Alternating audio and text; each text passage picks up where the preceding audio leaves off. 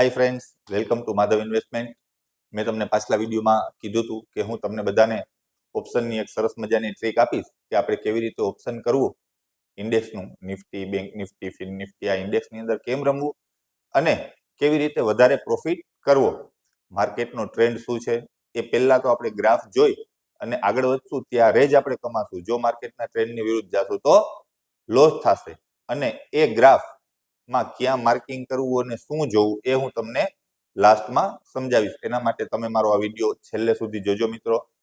મારા આ વિડીયોને લાઈક, સબસ્ક્રાઇબ અને શેર કરજો. મને રિસ્પોન્સ આપજો મિત્રો અને બેલ આઇકન જરૂરથી દબાવજો. બીજું, જેને પણ મારા ચોઈસની અંદર મારી સાથે જોડાવવું હોય તે લોકો આ વિડીયોના ડિસ્ક્રિપ્શનની અંદર લિંક આપેલી છે, તે લિંક પર ક્લિક કરી અને ચોઈસ બ્રોકિંગમાં મારી સાથે જોડાઈ શકે છે. મિત્રો, પહેલા તો આપણે ઓપ્શન સમજવું છે. તો ઓપ્શન એટલે શું એ સમજી લઈએ. ઓપ્શનનો મિનિંગ થાય છે ગુજરાતીમાં વિકલ્પ. ઇંગ્લિશમાં આપણે ઓપ્શન કહીએ, ગુજરાતીમાં વિકલ્પ કહીએ. પણ કેનો વિકલ્પ? એક એક્ઝામ્પલ તરીકે તમને સમજાવું તો, મેં 1 કરોડનું મકાન જોયું, મને ગમ્યું, મારે એ મકાન લેવું છે, પણ મારી પાસે પૈસા તો નથી. તો હું 1 કરોડનું મકાન છે એ નહીં લઈ શકું કે નહીં એમાં રહી શકું. રાઈટ? ખોટી વસ્તુ છે દોસ્તો. 1 કરોડનું મકાન હું લઈ ભલે ન શકું, પણ એની અંદર રહેવાનો ઓપ્શન તો મારી પાસે છે જ, એટલે કે વિકલ્પ તો મારી પાસે છે જ. એ શું છે? Rent agreement. હું એ મકાન માલિક જોડે રેન્ટ એગ્રીમેન્ટ કરીશ, એનું એક રેન્ટ નક્કી કરીશ, 20,000 કે 25,000. પછી અમારા બંને વચ્ચે કરાર થશે 11 મહિનાના, અને 11 મહિના માટે હું એ મકાનનો માલિક કહેવાઈશ કે હું 11 મહિના સુધી એની અંદર રહી શકીશ, દર મહિને 25,000 રૂપિયા ભાડું આપીને. સેમ રીતે સ્ટોક અને ઓપ્શનની આ ગેમ છે. સ્ટોક એટલે કે રિયલ એસેટ અને ઓપ્શન એટલે કે એનો વિકલ્પ. એવી જ રીતે ઇન્ડેક્સમાં જોવા જઈએ તો ઇન્ડેક્સ એટલે રિયલ એસેટ અને ઓપ્શન કોલ પુટ એટલે વિકલ્પ. તો એને આપણે કેવી રીતે રમવું એની પહેલા તમને એક બીજી માહિતી આપું. અત્યાર સુધી સ્ટોક અને ઓપ્શન્સ એના લોટ સાઇઝ નાના હતા, પણ ગવર્મેન્ટ રેગ્યુલેટરીમાં સેબી એવું નક્કી કરેલું કે નાના લોકો ઓપ્શનની અંદર ઘણા બધા પૈસાઓ ગુમાવે છે, તો એના માટે થઈ અને એ લોકોએ લોટ સાઇઝ ચેન્જ કરી. મિનિમમ લોટ સાઇઝ અત્યારે જો નિફ્ટી, બેંક નિફ્ટી કે સ્ટોકની જોવા જશો ને તો 15 લાખથી વધારેની થશે. હા, તમે ઓપ્શનની અંદર એ નાની વસ્તુ લઈ શકો છો, પણ આખી નિફ્ટી કે આખી બેંક નિફ્ટી લેવા જશો કે ફ્યુચરમાં કોઈ સ્ટોક લેવા જશો તો 15 લાખનો એનો લોટ થશે. હવે એ લોટ સાઇઝ ચેન્જ થઈ ગઈ છે. જૂની નિફ્ટીની લોટ સાઇઝ લાસ્ટ એક્સપાયરી એટલે કે ગયા ગુરુવાર સુધી જે 25ની હતી ને, એ નિફ્ટીની લોટ સાઇઝ અત્યારે 75 એટલે કે 75ની થઈ ગઈ છે. બેંક નિફ્ટીની લોટ સાઇઝ જૂની 15 હતી, તે હવે નવી એક્સપાયરીમાં 30 થઈ ગઈ છે. એવી જ રીતે મિડ કેપ નિફ્ટીમાં જે જૂની લોટ સાઇઝ 50ની હતી તે અત્યારે 120 થઈ ગઈ છે. અને ફિન નિફ્ટીમાં જે 25ની લોટ સાઇઝ હતી દોસ્તો, એ 65 એટલે કે 65ની થઈ ગઈ છે. તો આ નવી લોટ સાઇઝને ધ્યાનમાં લઈ અને તમે રમજો. હવે પાછું આપણે ઓપ્શન કેવી રીતે કરવું, પણ સ્ટોક અને ઓપ્શન એટલે કે રિયલ એસ્ટેટ, રિયલ તમારી જે પણ એસેટ છે, તમારી મિલકત છે એમાં, અને ઓપ્શન એટલે કે વિકલ્પમાં તફાવત શું છે પહેલા તો આપણે એ સમજી લઈએ. સ્ટોક છે એની અંદર તમારી પાસે અનલિમિટેડ ટાઈમ છે દોસ્તો. ધારો કે મેં એપોલો ટાયરનો શેર લીધો 540 રૂપિયામાં અને એનો ભાવ માર્કેટની અંદર 520 રૂપિયા થઈ ગયો, તો એવું કોઈ કમ્પલસરી તો નથી ને કે મારે લોસ કરી અને એપોલો ટાયરના શેર વેચી નાખવા. હું એને હોલ્ડ કરી શકું છું 1 મહિનો, 2 મહિના, 5 મહિના, 10 મહિના, જ્યારે પણ પ્રોફિટ થશે ત્યારે જ હું એને વેચીશ. એટલે કે લોસની સંભાવના ઓછી છે અને પ્રોફિટની વધારે. પણ ઓપ્શનની અંદર મેં તમને શું કીધું, ભાડાનું મકાન છે, મકાન માલિક તો ક્યારે પણ એગ્રીમેન્ટ પ્રમાણે ખાલી કરાવી શકે. હવે ઓપ્શન છે, ઇન્ડેક્સમાં રમશો તો વીકલી એટલે કે દર અઠવાડિયે, દર ગુરુવારે એની એક્સપાયરી હોય છે, અને મંથલી એક્સપાયરી મહિનાના છેલ્લા ગુરુવારે. એમાં તમને કોઈ પણ જાતનો ટાઈમ મળતો નથી ઓપ્શનમાં. મેક્સિમમ તમે 7 દિવસ કે 30 દિવસ જે પણ ઓપ્શન તમે લીધું છે એના ટાઈમે તમારે એને વેચી જ નાખવું પડશે અથવા તો મોટો લોસ કરીને તમારે નીકળી જવું પડશે. સેકન્ડ થિંગ, સ્ટોકની અંદર તમે જે પણ રમત કરો છો, જે પણ તમે ટ્રેડિંગ કરો છો, એ તમે ઇન્વેસ્ટમેન્ટ કરો છો. જ્યારે ઓપ્શન તો તમારે કમ્પલસરી ટ્રેડ જ કરવાનું છે. એટલે કે તમે ઓપ્શન લેશો તો તમે એને રાખી નહીં શકો, હોલ્ડ નહીં કરી શકો, તમારે એને વેચવું જ પડશે. જ્યારે સ્ટોકને તમે લોંગ ટર્મ માટે કે શોર્ટ ટર્મ માટે ઇન્વેસ્ટ કરી અને રાખી શકશો. ત્રીજી વસ્તુ એ છે મિત્રો, તમે સ્ટોક એટલે કે મિલકત, જે પણ એસેટ છે એને તમે હોલ્ડ કરી શકો છો.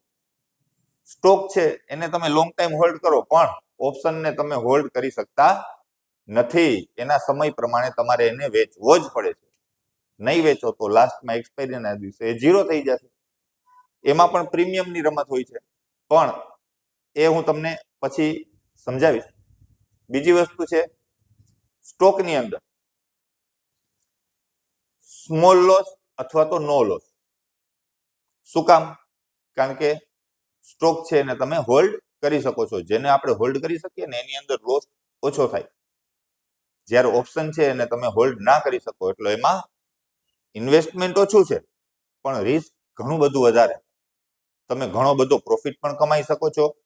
વિધિન અ મિનિટ, થોડા જ સમયની અંદર તમે એની અંદર રોકેલા 10 કે 20,000 રૂપિયા, 50,000, લાખ, 1.5 લાખ પણ થઈ શકે અને ઝીરો પણ થઈ શકે. જ્યારે સ્ટોકની અંદર તમે ભલે આજે રોકાણ ઘણું બધું કરો છો, પણ એની સામે સ્યોરિટી છે કે તમને વિધાઉટ લોસ એની અંદરથી નીકળી શકશો સારો પ્રોફિટ કમાઈને. એટલે કે ઓપ્શનમાં તમને લોસ જવાની શક્યતા ઘણી બધી છે, પણ એની સામે મિત્રો તમે એ ઓછા રોકાણની અંદર ઓપ્શન લઈ શકો છો. એમાં સ્ટોક જેટલું મોટું ઇન્વેસ્ટમેન્ટ કરવું પડતું નથી. અને છેલ્લી વસ્તુ એ છે દોસ્તો કે હાઈ ઇન્વેસ્ટમેન્ટ અને લો પ્રોફિટ, એટલે કે સ્ટોક જેની અંદર તમારે ઇન્વેસ્ટમેન્ટ ઘણું મોટું કરવું પડે છે. હમણાં જ આપણે વાત થઈ કે હું 1 કરોડનું મકાન લઉં અને પછી મારે એમાં રહેવું, એના કરતા તો એ જ 1 કરોડના મકાનની મજા હું 25,000 રેન્ટ આપીને લઈ શકું ને. સેમ એવી જ રીતે ઓપ્શનની અંદર તમે ઓછા રોકાણની અંદર સારામાં સારો પ્રોફિટ કમાઈ શકો છો. એટલે જ અત્યારે ઘણા બધા યુવા લોકો ઓપ્શન રમવા માટે આતુર છે અને ઓપ્શન રમે છે. તો ચાલો હવે આપણે આગળ હું તમને ચાર્ટમાં સમજાવું કે આપણે ઓપ્શનમાં કેવી રીતે સ્ટ્રેટેજી અપનાવી જોઈએ અને કેમ આગળ વધવું જોઈએ. હજી એક વખત ફરીથી તમને કહીશ કે દોસ્તો, મારા આ વિડીયોને લાઈક, સબસ્ક્રાઇબ અને શેર જરૂરથી કરજો અને બેલ આઇકોન જરૂરથી દબાવજો. નીચે ડિસ્ક્રિપ્શનમાં આપેલી લિંક દ્વારા તમે મારી સાથે ચોઇસ બ્રોકિંગમાં જોડાઈ શકો છો. ચાલો હવે આપણે વધીએ આપણા વિડીયો તરફ. તો હવે બધા જ પોતાનો મોબાઈલ હાથમાં લઈ લ્યો અને તેમાં પ્લે સ્ટોર ઓપન કરો. પ્લે સ્ટોરમાં આપણે જઈએ. હા, હવે ત્યાં જઈ અને સર્ચ બટન પર ક્લિક કરો અને આપણે એપ્લિકેશન સર્ચ કરશું. તેનું નામ છે market pulse. Market pulse search કરશો ને એટલે એક રાઉન્ડ કલરનો સિમ્બોલ આવશે, ગ્રીન કલરનો રાઉન્ડમાં અપ એન્ડ ડાઉન એરો. મારી અંદર, મારા મોબાઈલની અંદર આ એપ્લિકેશન ઇન્સ્ટોલ છે એટલે હું ઓપન કરું છું. તમે ઇન્સ્ટોલ કરી અને આ એપ્લિકેશન ઓપન કરજો. ત્યારબાદ આપણે જે ચાર્ટ જોવાનો છે તે છે નિફ્ટી 50. હવે નિફ્ટી 50નો ચાર્ટ આપણે ઓપન કરવા માટે તેના પર ક્લિક કરશું. જ્યારે પણ આપણે ક્લિક કરશું ને એટલે આપણે તરત જ એક ચાર્ટ ઓપન થશે. હવે પહેલાં તો હું મારો આગલો ચાર્ટની જે ટોપ અને બોટમ લાઇન છે તે ડિલીટ કરું એટલે તમને સમજાય. હા, હવે આપણે અહીં ટાઈમ ફ્રેમ જોવાની છે કે મારે કેટલી મિનિટની ટાઈમ ફ્રેમ જોવી. તો તમે જોઈ શકો છો કે આ 5 મિનિટની ટાઈમ ફ્રેમની કેન્ડલ મેં રાખેલી છે. અહીં તમે જ્યારે ક્લિક કરશો ત્યારે તમને 1 મિનિટથી 1 મહિના સુધી જે પણ કેન્ડલ તમારે જોવી હશે ને તે જોઈ શકશો. હવે બીજો એક મહત્ત્વનો ફીચર આની અંદર એ છે દોસ્તો કે તમારે RSI તો જરૂરથી જોવી, પણ RSI તમે જ્યારે પેઇડ વર્ઝન લેશો ને ત્યારે જ તમે જોઈ શકશો. બાજુમાં અહીં લખેલો છે T. આની અંદર જાશો ને ત્યારે તમે RSI સેટ કરી શકશો. એની અંદર આવશે ઇન્ડિકેટર. હવે ઇન્ડિકેટરમાં હું ક્લિક કરું છું તો ઇન્ડિકેટરની અંદર જો તમે જોઈ શકો છો અહીં RSI લખેલું છે. એ RSIમાં હું જઈશ એટલે તમને લેવલ દેખાડશે, પીરિયડ દેખાડશે. ડિફોલ્ટ એ 14 રાખજો. હવે ઓવરબોટ અને ઓવરસોલ્ડ આ બે પોઝિશન દેખાડશે. એમાં જ્યારે RSI 80 પર આવે ત્યારે ઓવરબોટ કહેવાય છે અને જ્યારે 20 પર આવે ત્યારે ઓવરસોલ્ડ. આ બે આંકડા સેટ કરી અને તમારે સેવ આપવાનું છે. જેવું તમે સેવ આપશો ને દોસ્તો એટલે તમે જોઈ શકો છો તમારે સ્ક્રીન પર RSI લેવલ સેટ થઈ ગયું છે. હવે આ RSI ઇન્ડિકેટર તમને શું દેખાડે છે? આ છે આપણી RSI ઇન્ડિકેટર. ટોપ અને બોટમમાં રેડ લાઇન છે અને સેન્ટરમાં સાઇડવેઝની વ્હાઇટ લાઇન છે. હવે એની અપ અને ડાઉન ઉપર તમને કોલ અને પુટ, ઓવરબોટ અને ઓવરસોલ્ડ આ જોવા મળશે. હવે આપણે શું જોવાનું છે? પહેલાં તો 5 મિનિટની કેન્ડલ મેં સિલેક્ટ કરી, ત્યારબાદ માર્કેટ સવારે આવી અને તમે વોચ કરો છો તો 9 અને 15ની પહેલી કેન્ડલ પહેલાં ક્લોઝ થવા દો, ત્યારબાદ તમને માર્કેટનો ટ્રેન્ડ ખબર પડશે. હવે હું તમને દેખાડું આ 9 અને 15ની પહેલી કેન્ડલ. જોઈએ મિત્રો આપણે 9 અને 15ની કેન્ડલ.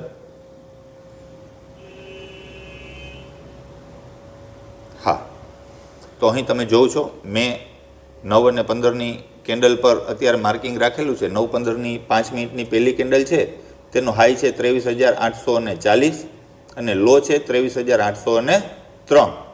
પણ પોઝિશન એવી છે દોસ્તો કે RSI એમ કહે છે કે અત્યારે માર્કેટ ઓવરબોટ પોઝિશનમાં છે, એટલે કે ગમે ત્યારે અહીંથી ક્રેક થઈ શકે છે. છતાં પણ આપણે હજી માર્કેટનો ટ્રેન્ડ કન્ફર્મ નથી કરી શકતા. તો શું કરવાનું? મેં તમને જે ટ્રીક દેખાડવાનો છું તે અહીંયા આપણે જોવાની છે. આપણે 9 અને 15ની 5 મિનિટની પહેલી કેન્ડલનો હાઈ અને લો એને માર્કિંગ કરી લઈએ. હવે એના માટે આપણે શું કરવાનું છે? તો અહીંયા આપણે એક ઇન્ડિકેશન તમને દેખાડે છે, એક પેન અને તેની નીચે એક લાઇન ડ્રો કરેલી છે, તેની અંદર આપણે જવાનું. હવે અહીં હોરિઝોન્ટલ લાઇન લખેલું છે તે આપણે ક્લિક કરવાનું.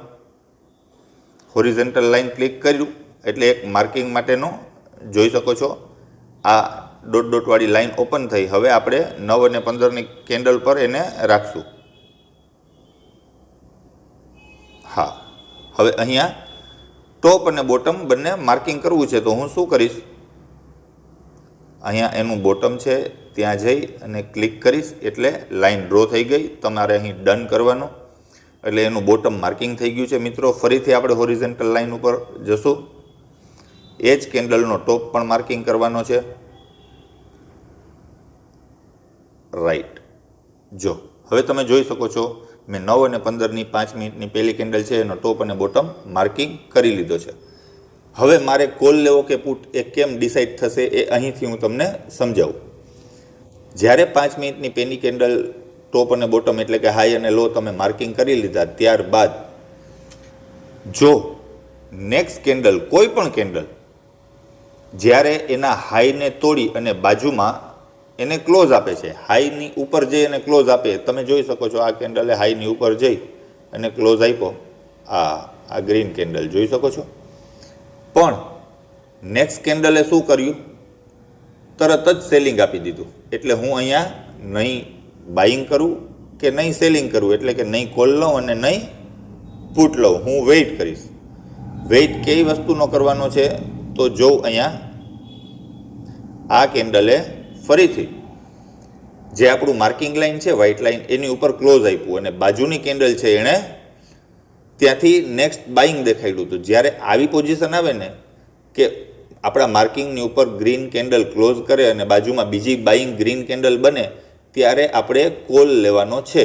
હવે જેવો તમે અહીં કોલ લેશો મિત્રો એટલે તમે જોઈ શકો છો માર્કેટ ત્યાંથી અપ ગયું અને અપ જઈ અને એનો 50થી 60 પોઈન્ટ અપ ગયો અને 23,938નો હાઈ બનાવ્યો.